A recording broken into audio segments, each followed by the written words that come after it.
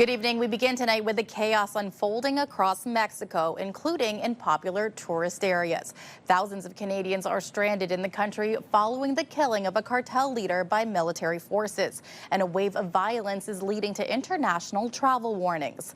Thick black smoke could be seen billowing over some areas of the country as cartels clashed with the Mexican military and police. The cartel leader was killed during an operation near Puerto Vallarta, and cartel members retaliated. Cars and businesses were set on fire and violence erupted on the streets. The Canadian government has issued a travel advisory urging travelers to exercise a high degree of caution in the country. But the Foreign Affairs Minister says the situation should improve. In my conversation with Foreign Minister de la Fuente last evening, he indicated that the situation should stabilize in the coming days and that this was a targeted operation which will not continue. Some Canadian airlines have temporarily suspended flights, leaving few options for people trying to get home. And with March break just a few weeks away, there is also uncertainty for Canadians who have Mexican vacations planned. Now the violence is concentrated in certain states, including Puerto Vallarta and other popular destinations. People in those areas are being urged to shelter in place. CTV's Dylan Dyson starts us off.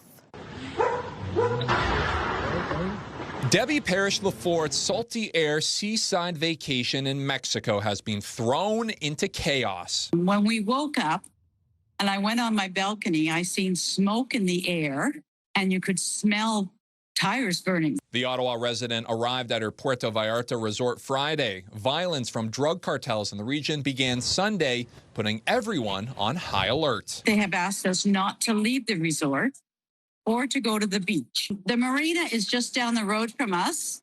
A bus was set on fire. Just down the road, a car was set on fire. Elsewhere in Puerto Vallarta, Ottawa resident Carolyn Percy-Searle says they were locked in at their resort. We came down to the lobby and we saw the fires were pretty much all around the city, but we didn't really know what was happening. And the staff started to tell us what had happened, what had transpired. A Costco near us was burnt. A Walmart had to evacuate people who were stranded inside Walmart because of cars burning. Global Affairs says as of Monday morning, there are over 26,000 Canadians registered in Mexico, with approximately 5,000 in Jalisco State, where the violence is centered. A travel advisory has been issued warning Canadians to exercise a high degree of caution and avoid non-essential travel in some areas. At this time, Parrish-Lafort says she feels safe. I do. I'm not about to go out on the beach. They have boats patrolling the beach, but there's still people that's going out on the beach. These cartel members have guns and they are totally serious in what they want to do. And so that's why people were running past burning cars to get back to their resorts. And we've stayed in. Canadian Airlines, Air Canada, Porter, and WestJet have suspended flights into the Puerto Vallarta airport at this time, leaving some travelers stranded. I am supposed to fly home on this Friday, but because all flights were delayed, our flight could be delayed. We were told this by Sunwing because of the backup that they have to catch up. Dylan Dyson, CTV News. Canadians in Mexico are urged to register with Global Affairs and can do so by calling 613-996-885 or by emailing sos@international.gc.ca. And stay with CTV News for continuing coverage of the violence in Mexico. For updates on radio, tune in to News Talk 580 CFRA and CTV News channel at any hour. While many people may be excited about the prospect of a high-speed rail line coming to Ottawa in the future, residents in rural areas are expressing concern about what it could mean for their communities and farmland. One of the proposed routes would run between Toronto and Quebec City, with stops in Peterborough, Ottawa, Montreal, Laval, and Trois-Rivières. But as CTV's Kimberly Johnson reports, there are concerns building the Ottawa to Montreal leg would cause significant disruptions in Vankleek Hill. You imagine, right, that train comes through here, right, between us and our forest, we wouldn't be able to access our forest anymore. Michael McGilvray is worried a proposed high-speed rail line could come this close to his home and farm and affect his business. We make maple syrup. That means we would probably have to give up that business, right? So that's the impact that this could have. It could literally destroy our one portion of our business. Kirkview Farms sits just south of Vankleek Hill in Prescott Russell. For decades, the McGilvray family has operated the farm. But if high-speed rail comes to the area, it could bring trains moving up to 300 kilometers per hour through the area multiple times a day.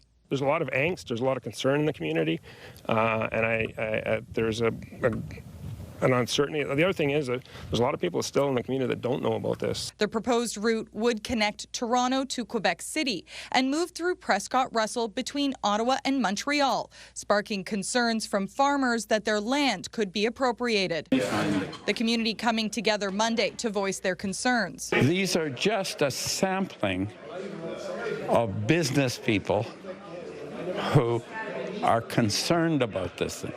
We could have easily had 200 or 300 here. In a statement, Alto says no route has been selected and that wherever possible, it will follow existing transportation corridors, adding if it needs to acquire land, our strong preference is to prioritize negotiated willing buyer, willing seller agreements.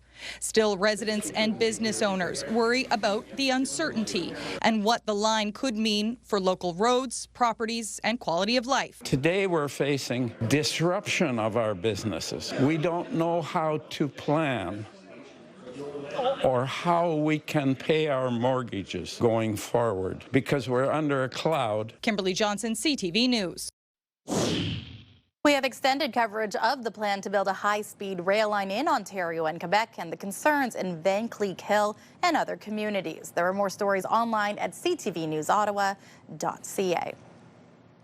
And now for a first check on weather, taking a look, we did see some mainly clear skies today, lots of sunshine as well, but it may be the end of our mild spring-like conditions. Here's a live look through our Centennial Glass Sky Cam, and temperatures dropped quite quickly. It's minus 12 out right now. We've got wind gusts up to 40 kilometers per hour, but the good news is we don't see snow in sight. I know parts of Atlantic Canada as well as parts of the states saw heavy snow moving through, but again, for us, we are concerned just about the cold that's making its way in. It has prompted an extreme cold warning for parts of Ontario. Wind chill values closer to Peterborough and Bancroft, minus 30 to minus 35. So the risk of frostbite is there, including here in Ottawa. While we don't have an extreme cold warning in effect, we are going to have temperatures that feel closer to minus 27 tomorrow morning. Mainly cloudy skies for our Tuesday, but minus 13 will be the daytime high. It'll feel closer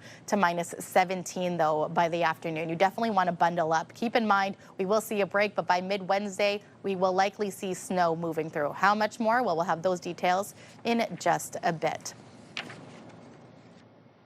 Police were on the scene of a two-vehicle crash downtown in Ottawa today.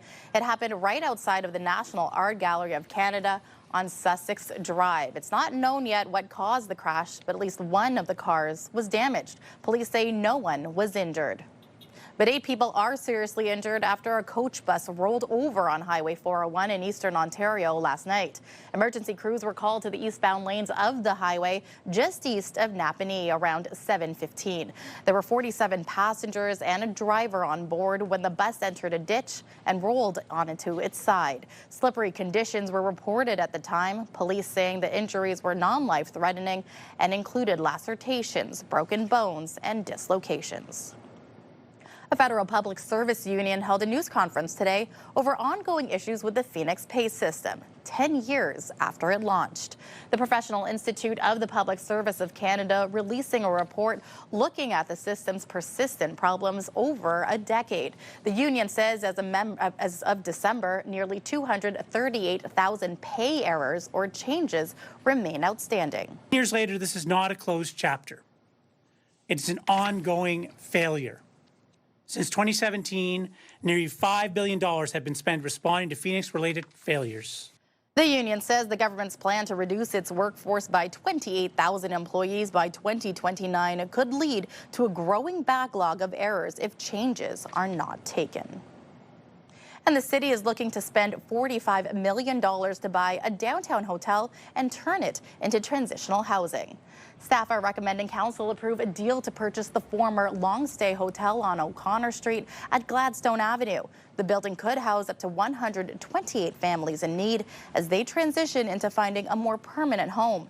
Staff say the federal government will cover 95% of the cost. If the sale goes through, people will be able to move in as of this summer. To stand on a podium and receive a medal is just such an honor. And just ahead, the red carpet is rolled out at the Ottawa airport to welcome our Olympic athletes home. We'll have more from the athlete arrival after the break.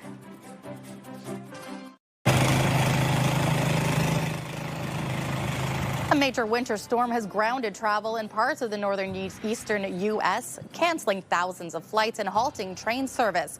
New York City has declared a state of emergency and road travel ban. The state of Massachusetts, Delaware, and Rhode Island have also declared states of emergency. Some areas around New York City have received more than 50 centimeters of snow since Tuesday. Well, we don't see that kind of weather here for at least today and for tomorrow, but the temperatures will be dipping and we are going to likely see frigid conditions for our Tuesday. Minus 14 is what our overnight's going to look like, feeling more like minus 22. Those wind gusts coming from the northeast really bringing those Arctic chills, and it's going to be quite a windy evening as well. Tomorrow, while we will see a daytime high of minus 13, bundle up and layer up because tomorrow morning it's going to feel closer to minus 27 when we factor in that wind chill. Now, tonight's lows across eastern Ontario around minus 18 along the Seaway. You can see by the Valley, Pembroke, minus 23 degrees, as well as Petawawa, that Arctic chill really moving in. So tomorrow will be quite frigid. The only daytime highs we'll likely see will hover around minus 12, minus 13 degrees. Again, factor in that wind chill feeling closer to about minus 20. And if that wasn't enough, we are likely going to see snow, and this will happen just after midnight around this time tomorrow. Actually, we could start to see some light flurries moving through 2 to 4 centimeters by the time Wednesday morning rolls around, and we will see light flurries or periods of snow really moving through most of our Wednesday. It should clear by Wednesday evening, but we are in for some colder wintry conditions to wrap up this final week of February. Taking a look now at our 7-day forecast, mainly cloudy skies for our Tuesday, but again, that snow moving through Wednesday. Daytime high about minus 1, so again, those frigid temperatures won't last very long. We'll warm up to 1 degree by the time Friday rolls around. Cloudy skies, but it will likely not be until Monday, next Monday, so a week from now, till we see much more sunshine. Well, the Olympic Games are over and the athletes are making their way home. Some arriving in Ottawa this evening.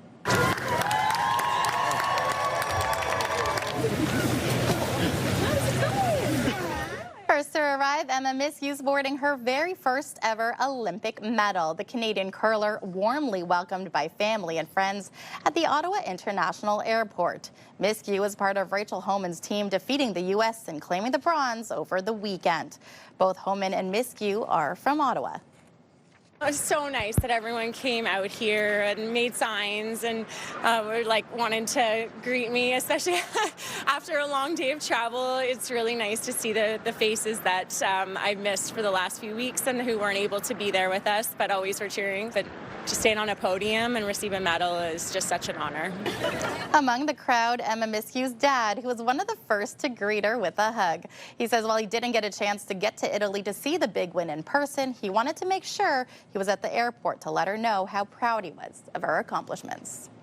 Getting a medal here is bronze medals like winning a lot of most events, so that was pretty special just to see their reaction. I mean, they wanted to win that, and they wanted to at least get a medal if they couldn't win it, and they did get the medal. So that's a good accomplishment here. Also arriving late this evening, Ottawa Charge players Jocelyn Larocque, Brianne Jenner, and Emily Clark. The trio, part of the women's hockey team that brought home the silver medal from Italy. Obviously, that loss will sit with us for a bit. It wasn't what we went there to do. We wanted to win gold, so obviously just feeling that mix of pride, but disappointment too. And anytime you get to put on the Canadian jersey, there's so much pride, there's so much honor, and I feel very grateful that I was able to do that. Lots to process over the next couple of days, some sleep to catch up on, but obviously we have an exciting stretch here with the Charge, and I'm really excited to get reunited with my teammates. I know they've been working hard over this break, and I just can't wait for us all to get back on the ice together. The Ottawa Charge return to action this Saturday. They'll host the Boston Fleet at TD Place. Puck drop is at 2 p.m. It is a punishment for those who have gone through extreme hardship and cannot fight for themselves. Just ahead, students and opposition politicians raising concerns about the Ford government's plan to change the student loan program, OSAP. Get the latest live local breaking news. Sign up now for our morning and evening CTV News Ottawa newsletter. The best local content from CTV News, Your Morning Ottawa, and News Talk 580 CFRA. Get it all in one place. Sign up now at ctvnewsottawa.ca. The CTV News Ottawa newsletter is brought to you in part by CAA Business.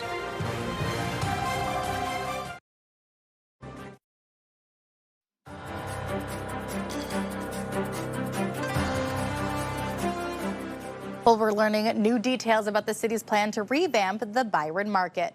The plan includes renovating the Byron Market Square building and adding a second-floor patio, as well as creating a world-class food hall inside. There's also plans to turn the parking garage at 70 Clarence Street into a community hub and create a pedestrian-friendly event space on York Street. Construction could begin in 2028, and the entire plan is expected to cost around $200 million.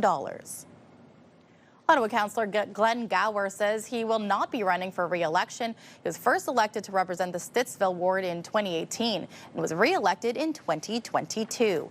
Gower says it was always his intention to serve only 2 terms. Adding change is good, and new voices are needed around the council table. The chair of Ottawa's Transit Committee and vice chair of the Planning and Housing Committee, which was what Glenn Gower's role was included. Ottawa's municipal election is set for October 26th of this year. And tax season is officially underway. Today, marking the first day Canadians can file their 2025 income tax and benefit returns online. The deadline for most taxpayers is April 30th, but those who are self-employed or those with a self-employed spouse have until June 15th. The Canada Revenue Agency says taxpayers should have an easier time this year after it rolled out a service improvement plan which included streamlining its websites and hiring more call center workers. Well, calls continue for the provincial government to scrap their announced changes to the Ontario Student Assistance Program. Critics say the shift from grants to loans will leave many drowning in debt. CTV's Queen's Parks Bureau Chief Siobhan Morris has the details. Despite more than a week of anger and anxiety over changes to OSAP, there's no sign of thaw on the policy that will dramatically cut the money given to students in grants. The shift is to more repayable loans. You have to be held accountable when you take tax dollars. It's not a freebie anymore. Money doesn't grow on trees. Flanked by college and university students, the opposition leader is demanding a reversal from the premier. He is going to literally leave these students and students across this province struggling with debt for decades. Students admit they're thinking of dropping out, unable to take on tens of thousands of dollars of debt, and graduating into a jobs market that could challenge their ability to pay it back. If we make education less accessible, we only weaken our future workforce. It is the future Doug Ford believes prospective students should be thinking of. When you take a course, you have to look at in-demand jobs, something that we can drive our economy. He mentions careers in the trades, manufacturing, nuclear energy, and healthcare. Adesi Mbalaja dreams of working in public health. To break into the workforce, despite these high demand and that language is really difficult. And so a master's program is something I and so many students want to pursue, but we don't know what that looks like financially for us. If she can't go forward with the kind of expertise the province needs, I think it shows that this government is fundamentally, whether willfully or unintentionally, out of touch. Christian Turner's been counting on OSAP grants for his education. He lost both his parents 2.5 years ago. The shift to loans? It's a punishment for being poor. It is a punishment for those who have gone through extreme hardship and cannot fight for themselves. The government's position is that the OSAP setup has become unsustainable. The NDP argues that could be fixed with a rebalancing of priorities so students aren't left under mountains of debt. At Queen's Park, Siobhan Morris, CTV News. I think that the rejection of this drug sort of closes the door on what would be really a first step. Just ahead, concerns about a lack of access to a new Alzheimer's treatment in Canada.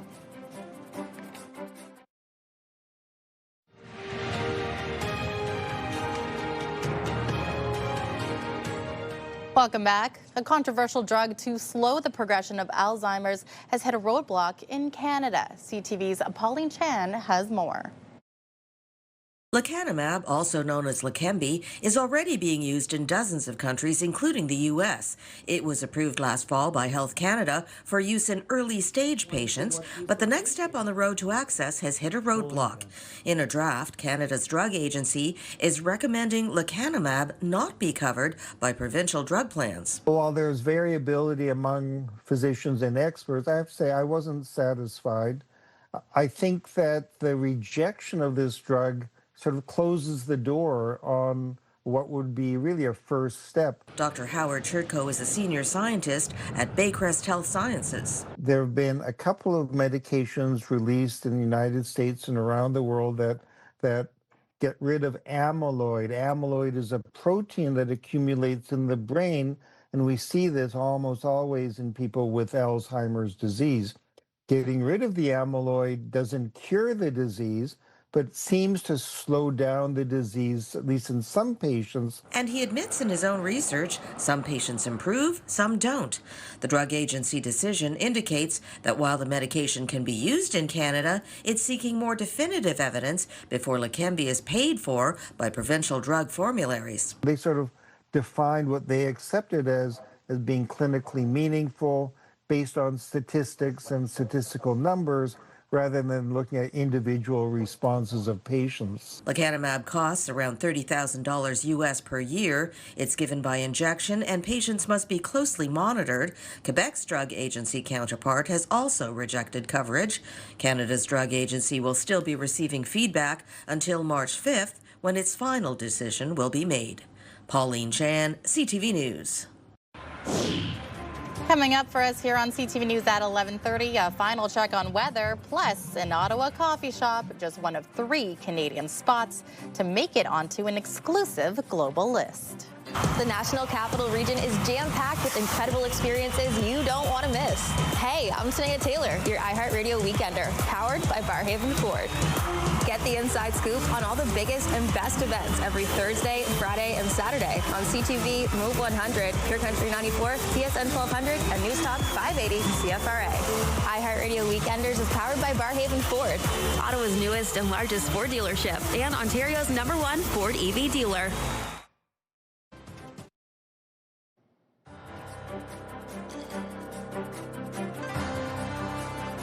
Here's a live look through our Centennial Glass sky cam. It's minus 12 degrees out there right now, and a reminder, temperatures are going to be a drastic change from what we've seen the last few days.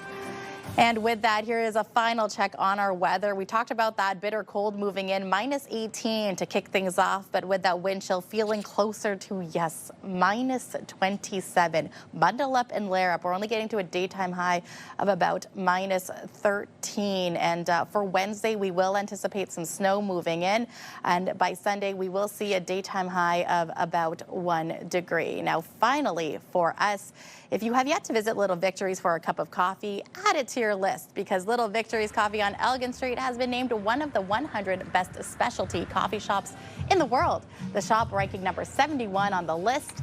Little Victories was one of 3 Canadian shops on the list, with the other 2 in Vancouver and Toronto. More than 15,000 coffee shops around the world were analyzed by professional judges and the public.